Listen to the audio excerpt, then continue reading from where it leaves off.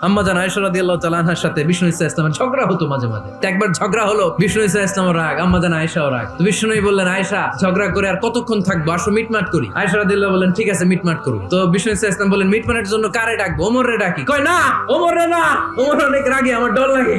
কয় তাহলে তোমার আব্বারে ডাকি। কয় ডাকেন। মেয়েদের মধ্যে এই অভ্যাসটা আছে না নাই? ডেকে নিয়ে আসা হলো। আবু বকর রাদিয়াল্লাহু তাআলা আনহু দাঁড়ালেন, আম্মা জান আয়েশা দাঁড়ালেন, বিশ্বনবীও দাঁড়ালেন।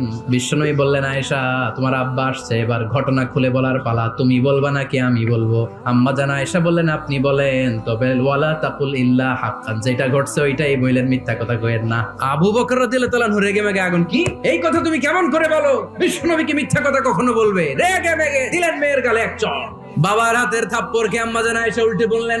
সাইয়েদনা আবু বকর রাগে গড়গড় করছেন, আবার মারার জন্য তেড়ে গেলেন। এবার বাঁচার জন্য আম্মা জান আয়েশা বিশ্বনবীর পিছনে যে আশ্রয় নিলেন, বিশ্বনবী বাঁচানোর জন্য দুই হাত মেলে দাঁড়িয়ে